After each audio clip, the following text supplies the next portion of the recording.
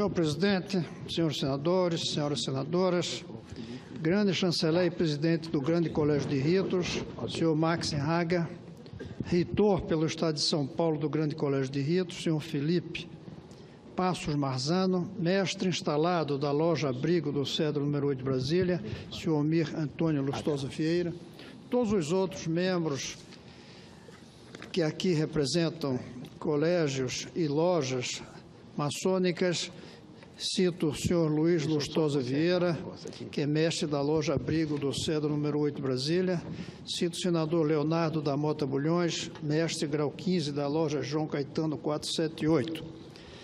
Senhoras e senhores, na história do Brasil, por trás da independência, que será comemorada em seu segundo centenário dentro de 4 anos, o próximo presidente estará no governo, senador Hélio José, no primeiro ano do 3º centenário da independência. E eu lamento dizer que acho que nenhum dos candidatos que estão aí estão conscientes disso. E estão conscientes de que significa que eles serão o primeiro presidente de um futuro centenário do Brasil, que todo presidente devia sentir-se, porque cada dia começa um novo centenário. Mas o próximo presidente, mais do que os outros, ele vai estar na cadeira quando comemorarmos o 2º centenário, quando dermos início ao 3º centenário. Por trás dessa independência, 200 anos atrás, esteve a maçonaria, lutando para conseguirmos as forças necessárias para a independência em relação ao Reino de Portugal. Por trás da maçonaria, a maçonaria esteve por trás da luta contra a escravidão, quando em 1888, depois de mais de 300 anos de um sistema abjecto, bárbaro, terrível, que era a escravidão, conseguimos fazer com que os seres humanos não fossem vendidos, nem tratados como animais para a produção econômica. Por trás daquela abolição estava a maçonaria. Por trás da luta pela República estava a maçonaria, quando em 1889 o Brasil saiu de ser um império com uma nobreza e passou a ser uma república com cidadãos de iguais direitos. Mas, apesar disso, tantos anos depois, nós continuamos com a independência incompleta, com a abolição incompleta, com a república incompleta. Aqui nós temos foro privilegiado. Isso não é característica de república. As crianças no Brasil, algumas nascem sabendo que vão ter educação à disposição, porque os pais poderão pagar, e outras sabendo que não terão educação, porque os pais não podem pagar e os municípios onde elas vivem são pobres. Isso não é uma república. Nós continuamos com a escravidão, porque no mundo de hoje a abolição se chama conhecimento. E se não oferecemos conhecimento a uma pessoa, o conhecimento de saber ler, ela é escrava. O analfabeto, ele é um escravo no dia a dia. E pior, torturado por ter que viver em um mundo letrado sem saber decifrar o que está escrito.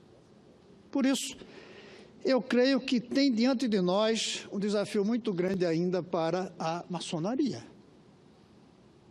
militar, para completar a independência. O Brasil não é um país independente se tudo que nós usamos aqui foi inventado fora.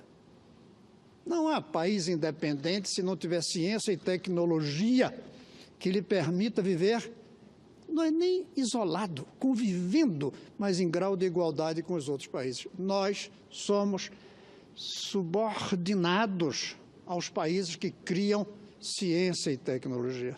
Não somos independentes. Todos que tomaram remédio hoje, tomaram um remédio inventado, criado, formulado no exterior.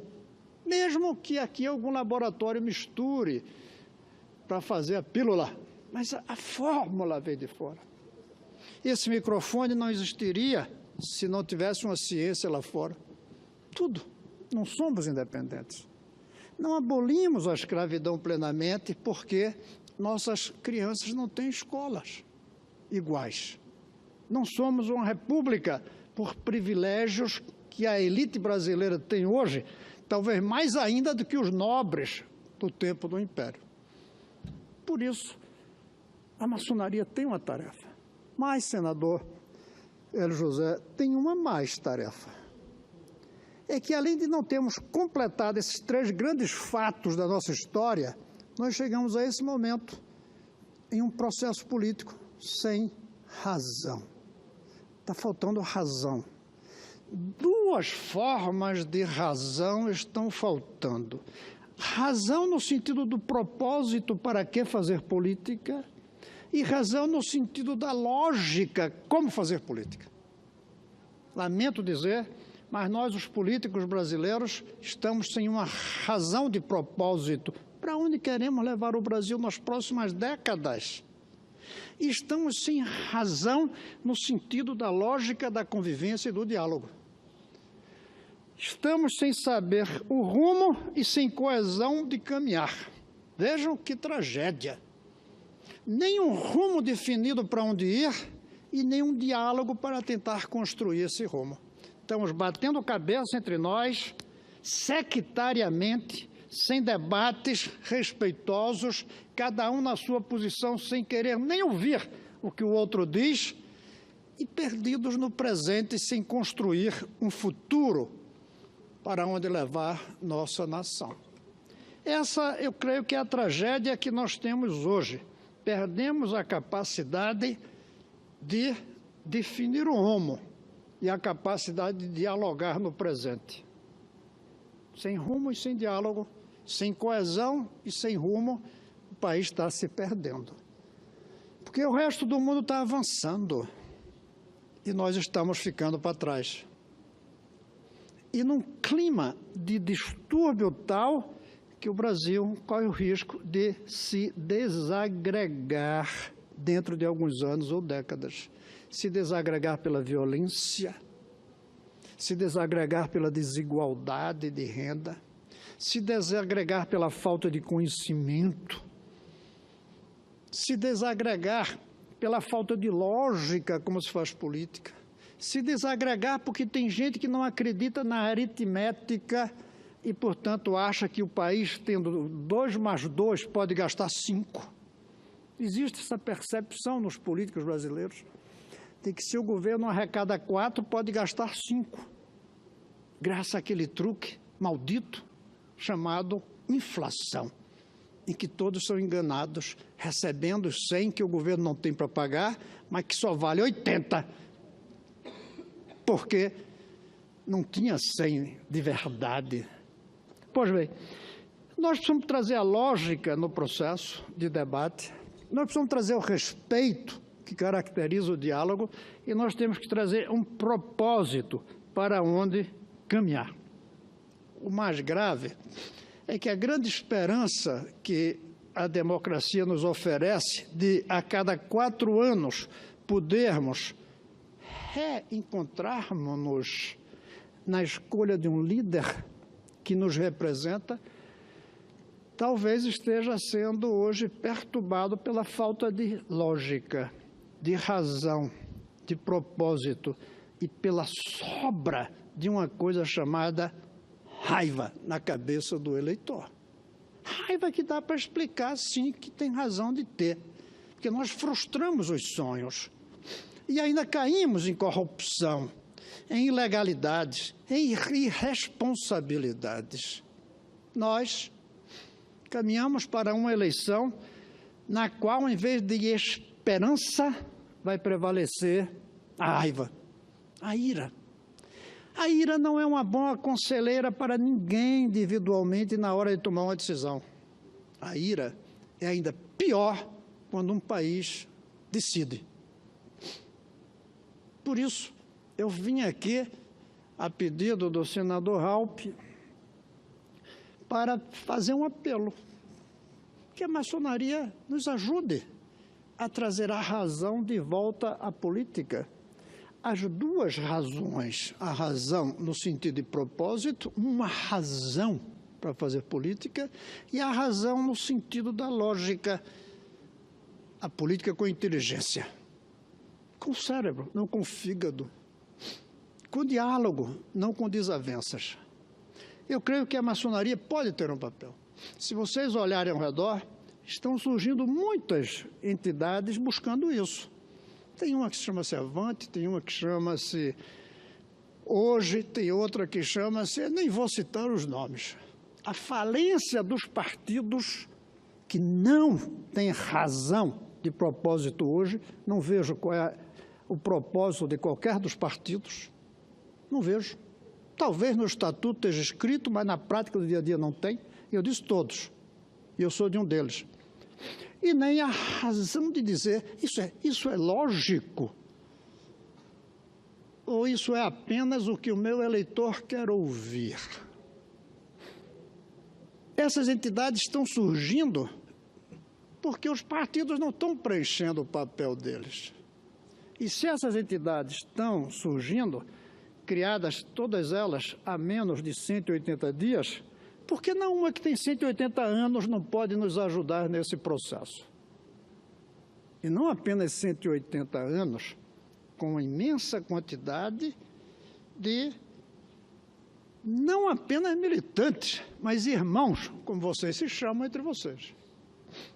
E não apenas entidades que visam uma religião, um grupo, um interesse, mas não uma entidade que transcende essas coisas menores e que pensa a humanidade inteira, não é nem só o Brasil. E que pensa o Brasil, não um partido.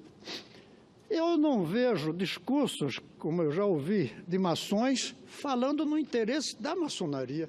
Eu sempre ouço os discursos dele da maçonaria para o Brasil. Nem sempre a gente vê isso nos partidos. Nem sempre a gente vê isso mesmo nessas novas organizações que estão surgindo com belos propósitos, ou seja, com uma razão no sentido de propósito. Daí que eu vim aqui para fazer um apelo. Ajude o Brasil a trazer a razão de volta à política. As duas razões. A razão no sentido de propósito e a razão no sentido da lógica. Nós precisamos de vocês, dessas outras entidades e ONGs que estão surgindo, desses grupos de pressão que estão aparecendo, dos grupos de reflexão que estão sendo criados. Nós, os políticos, precisamos. Até porque todo político sem causa é um corrupto em potencial. Pode até não ser um corrupto ainda, mas ele é potencialmente. O que faz um político não se corromper tem algo de dentro dele, o caráter. Mas é, sobretudo, ter uma causa pela qual lutar. É a causa que serve como vacina anticorrupção. E a causa não surge de dentro de nós, políticos de partidos, surge de fora, surge dos filósofos. Eu tenho dito por aí, muitos não gostam ou não entendem, que além de muitos maus políticos, um problema do Brasil é poucos bons filósofos, que formulem causas para o futuro.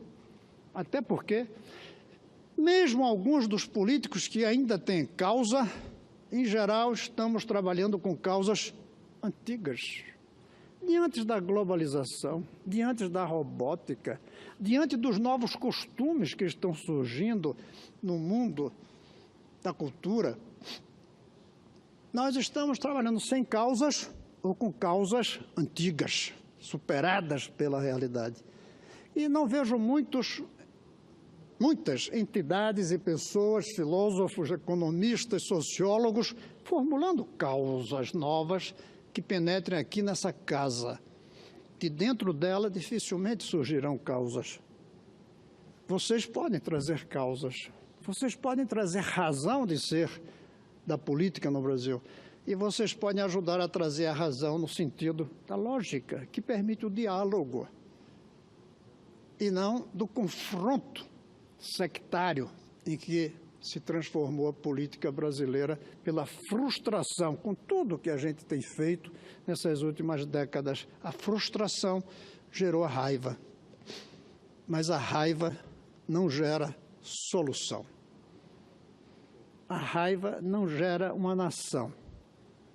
A ira não é boa conselheira, e é ela que está dominando o processo eleitoral de 2018. Por favor, nos ajude, nós políticos, a cumprirmos o nosso papel com causas, com razão, com duas razões. Propósito, a razão do propósito, e a razão da lógica, como funcionar. Eu espero que esse evento sirva não apenas para comemorar os 180 anos, aliás, os 300 anos, se formos lá atrás na Inglaterra, mas que sirva para pensarmos o próximo século, que começa em 2022, da nação brasileira. Que ela seja independente, que ela não tenha mais qualquer resíduo de escravidão e que ela seja, de fato, uma república. Nós precisamos de vocês, e eu vim aqui para dizer isso. Muito obrigado por existirem, mas eu gostaria de vir aqui daqui a alguns anos e dizer muito obrigado por terem nos ajudado a trazer de volta razão à política brasileira. Era isso, senhor presidente. Agradeço a Vossa Excelência,